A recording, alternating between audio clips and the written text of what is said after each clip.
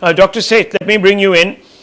You're obviously managing the Fortis Escorts Heart Institute. I'm sure you've been talking to other doctors.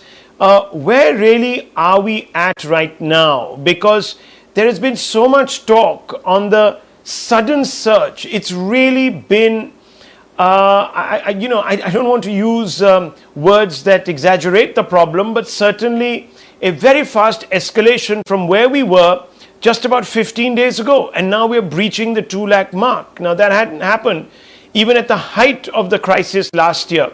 So why is this happening? Is it just down to the fact that we let our metaphorical masks down? Or is it because there is something about this new second coming?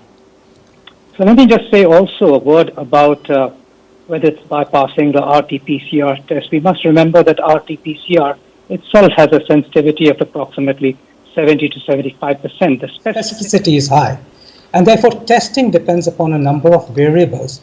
But yes, there is a concern whether the virus, the new variants are bypassing it, and that was raised even in the United States, because there are 50 different types of kits being used for RT-PCR, some more sensitive than others, and that's why a recalibration in the United States was recommended for the previously approved test to the original virus to be recalibrated and see whether they have the similar sensitivity to the present variations of concern or variants of concern. So there is a concern around that, but we must also remember that we have to go not just by RT-PCR, which has 70% sensitivity, but also by the symptoms, also by lab investigations, and finally, even in RT-PCR negative people, if we see those ground glass appearances of the lungs and chest infection or chest infiltration, then CT also helps us in the diagnosis. So I think it's a conundrum put together, similar to previously what we were doing,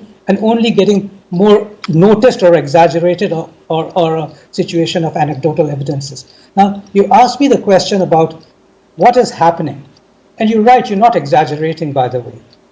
We are getting 50 calls a day from colleagues, from friends, from patients who have been affected, and this time families are getting affected more so as opposed to individuals within the family, which was happening last year.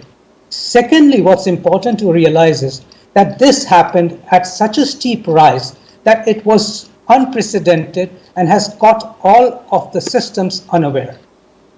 Everybody expected that there would be a second wave. Nobody said there wouldn't be, but it was always thought it would be gradual and it'd be time enough to combat it. And that's the second point of concern. And that is why we see the numbers rising tremendously.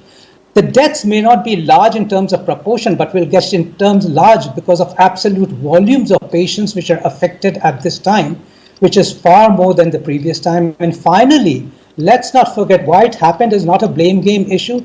We know that there was carelessness at multiple ends. If we say that the public was at fault, you can't blame the public totally in entirety because everybody, including you and I, have already had COVID fatigue. But it was in the midst of bad influences and bad examples set by a variety of people who were there everywhere without masks, showing the fact that we had actually conquered the virus and put the complacency into the population. And finally, I must tell you the biggest problem we face at the moment, that last year when it happened, the non-COVID patients, be it heart surgeries, be it trauma, be it orthopedic surgeries, be it emergency surgeries, strokes, etc., were hardly there.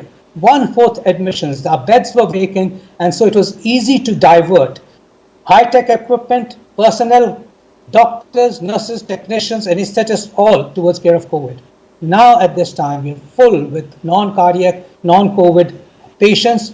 It's the same people, the same technology, the same infrastructure, which has now to be diverted toward COVID patients, and either at the expense of non-COVID patients or in addition to non-COVID patients. And that's going to create an additional stress on the healthcare infrastructure, perhaps leading to inadequate care of both parties. Well, Dr. Seth has made important points, Professor Raghavan. How prepared are we actually